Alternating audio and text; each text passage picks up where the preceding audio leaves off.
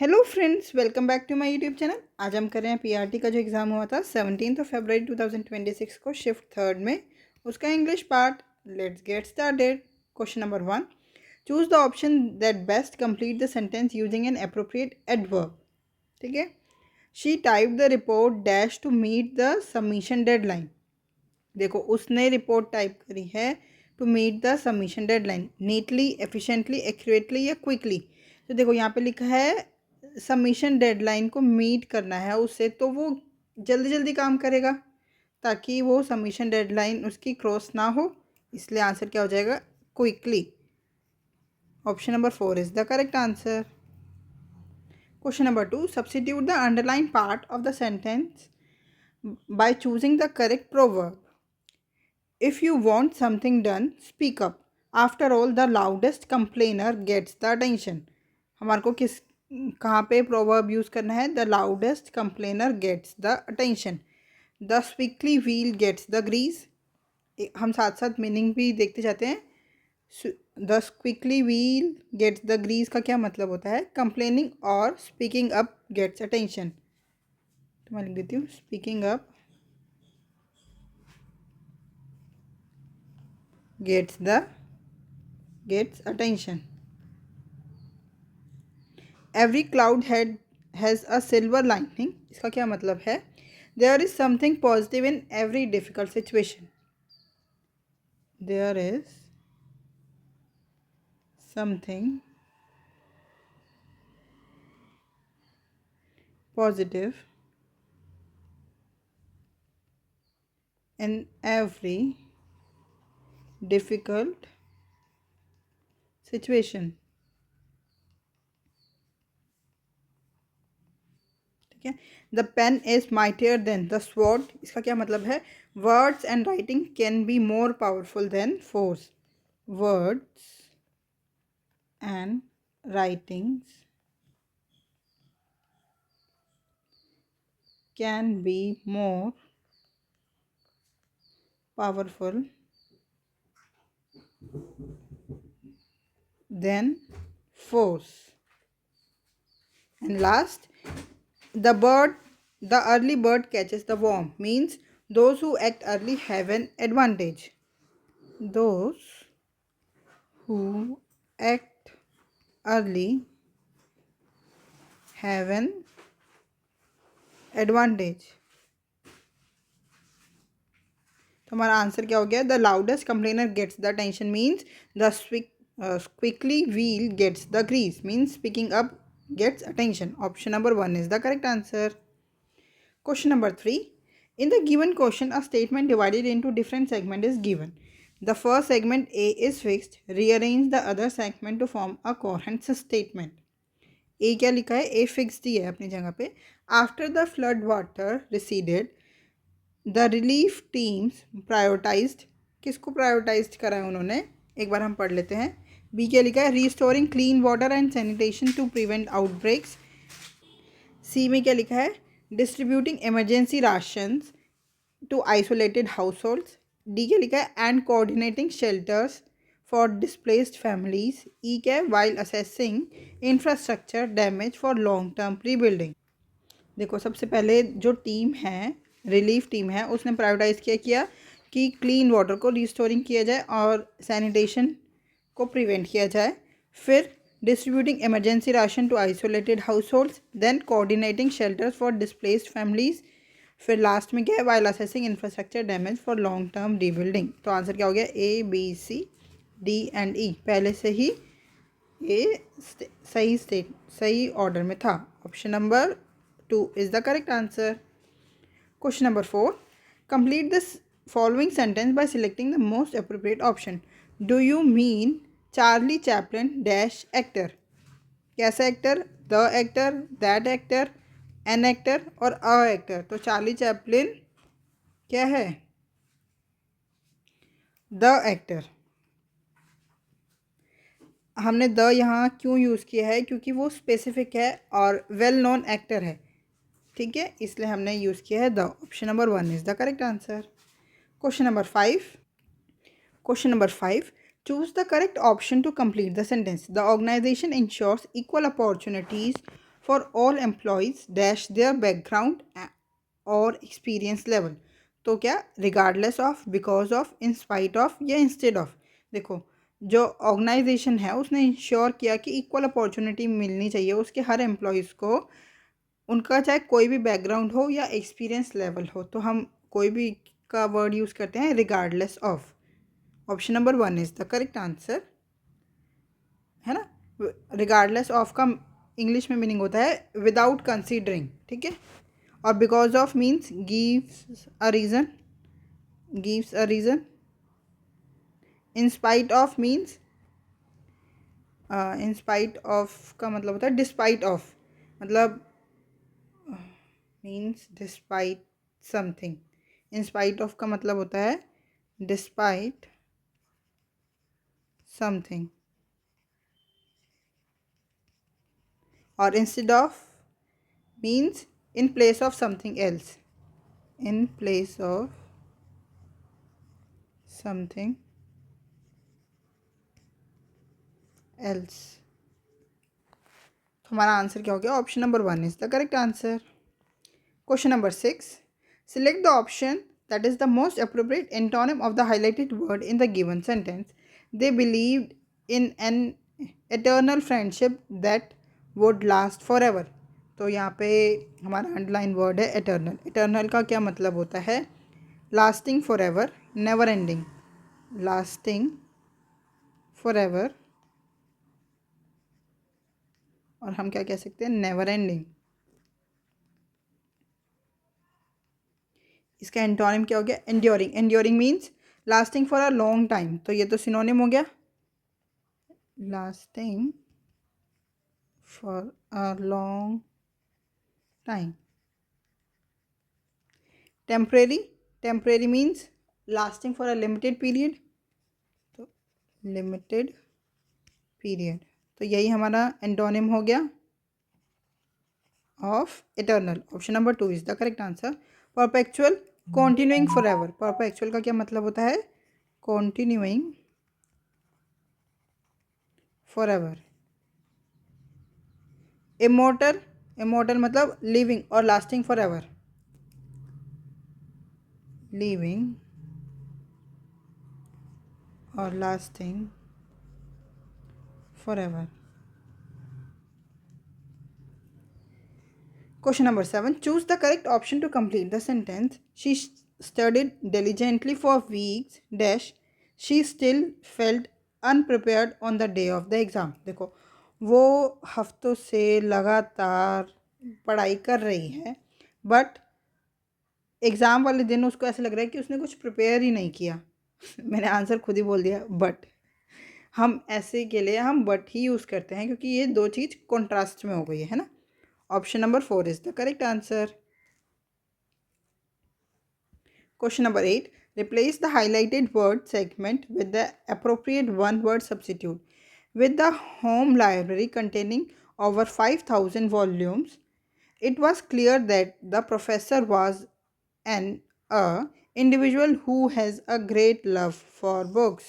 So, individual who has a great love for books is bibliophile. Option number 1 is the correct answer. Bibliophile हम word use करते हैं जिनको books से love हो और collects, उनके पास बहुत सारी बुक्स का स्टोर हो। Means a person who love books, a person who loves books.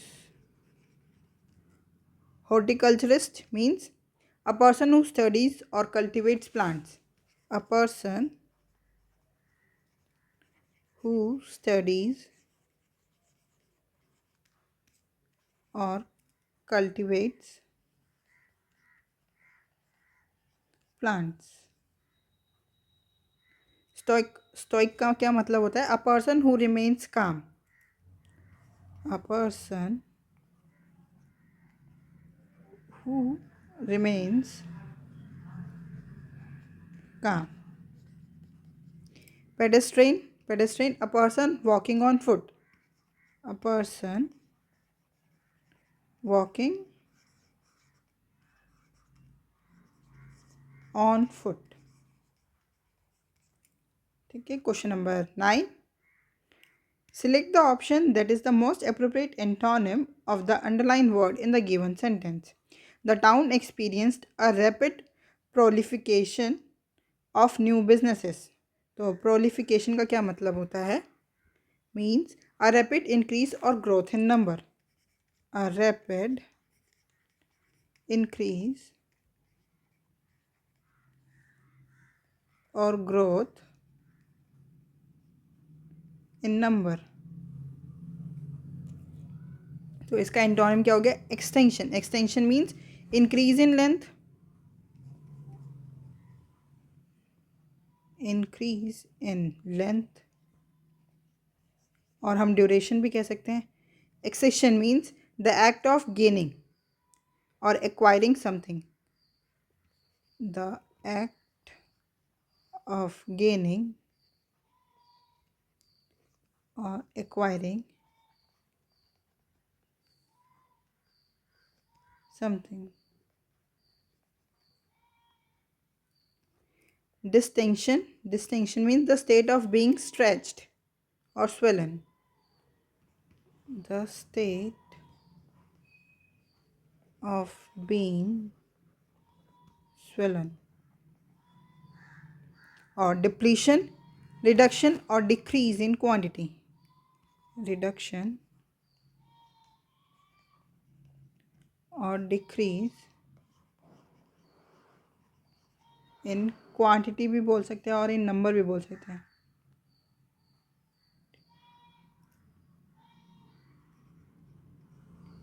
है ना. तो प्रोलिफिकेशन अ रैपिड इंक्रीज और ग्रोथ इन नंबर, और इसका एंटोनिम हो गया डिप्लीशन मींस रिडक्शन और decrease in quantity.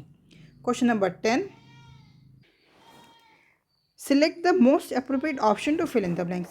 After a lot of discussion, they finally decided to dash the hatched and their differences. क्या क्या उन्होंने finally decided to settle, resolve, fix या bury. तो हमारे पास एक ईडियम होता है bury the hatched. Bury the hatched इसका क्या मतलब होता है? To make peace, for give each other and the disagreement और कॉन्फ्लिक्ट. बरी द हैच्ड का क्या मतलब होता है? टू मेक पीस, और ये कह सकते हैं फॉर गिव ईच अदर,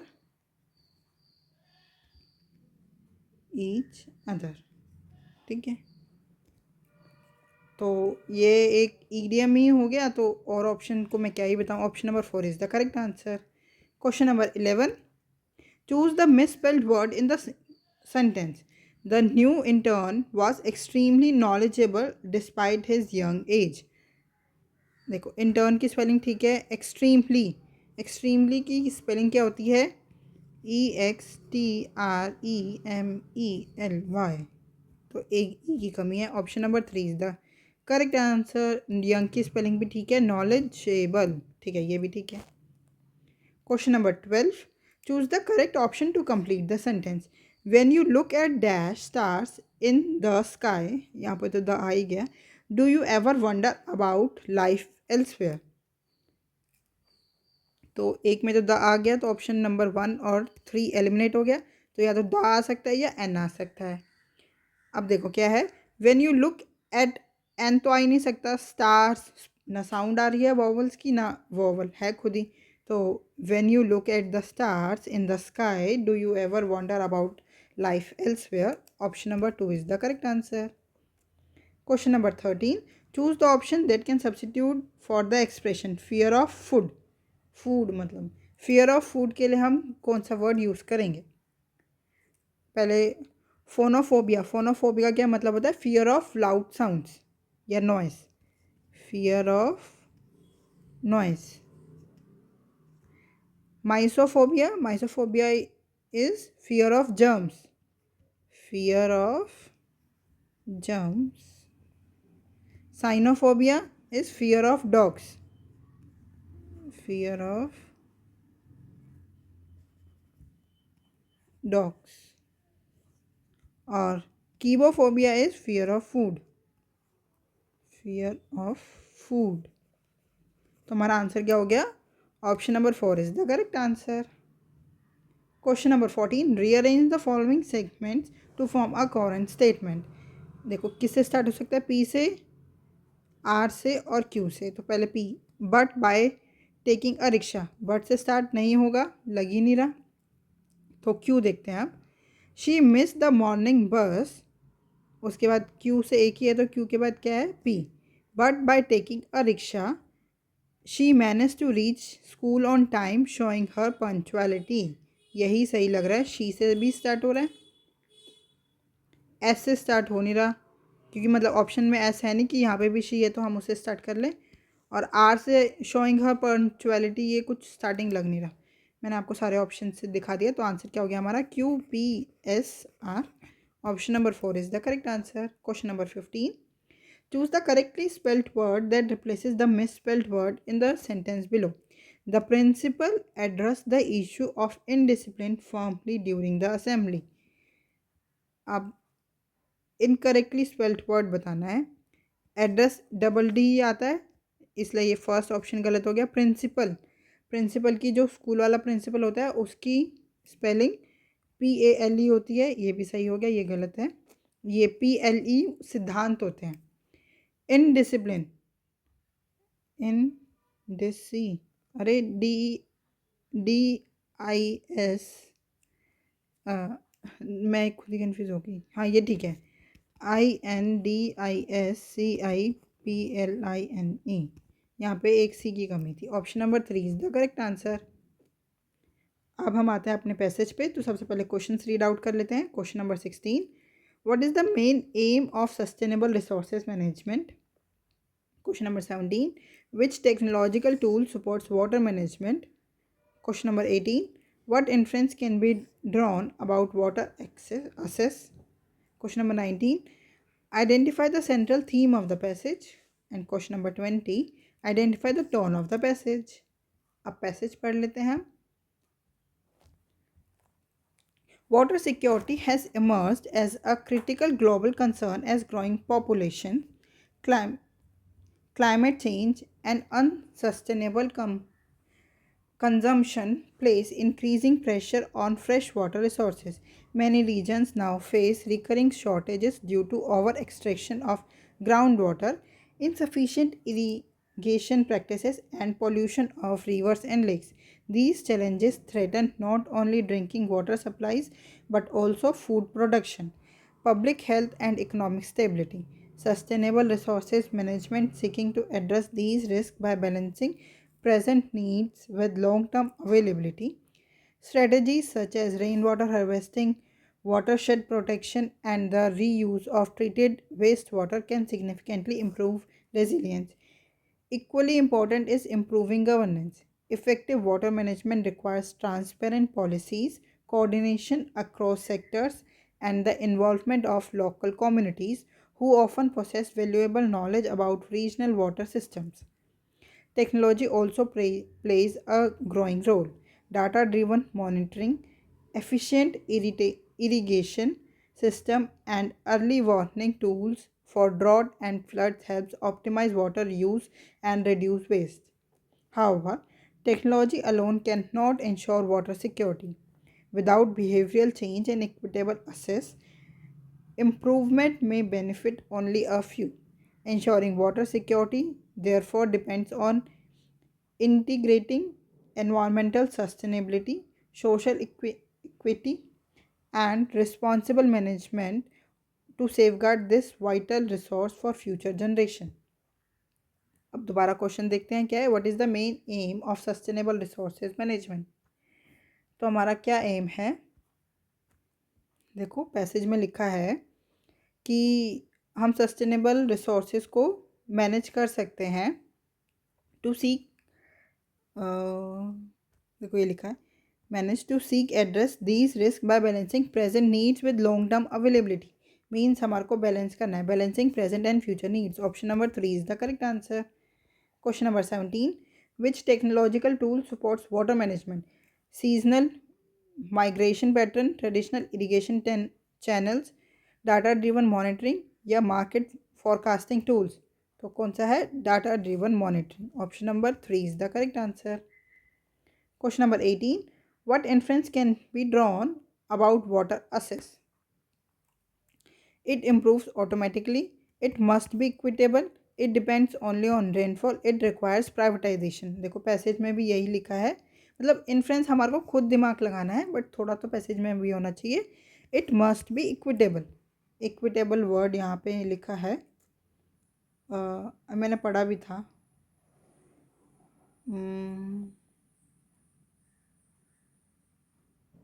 देखो ये लिखा है, without behavioural change and equitable assess improvement में बेनिफिट ओनली अ फ्यू, है ना. तो हमारा आंसर हो गया, कहाँ है ये रहा, option number 2 is the correct answer. It must be equitable. Question number 19. Central theme of the passage. Technology alone can solve water problems. नहीं. Sustainable management is essential for water security. Water scarcity is unavoidable because governance is ineffective. Climate change affects only rainfall. तो answer क्या हो गया हमारा, option number 2. Sustainable management is essential for water security. और tone of the passages sarcastic नहीं, analytical, narrative या emotional. Narrative कुछ ऐसे ही नहीं बता रहा है, इमोशनल भी नहीं है, कैसी है, analytical. Option number 2 is the correct answer.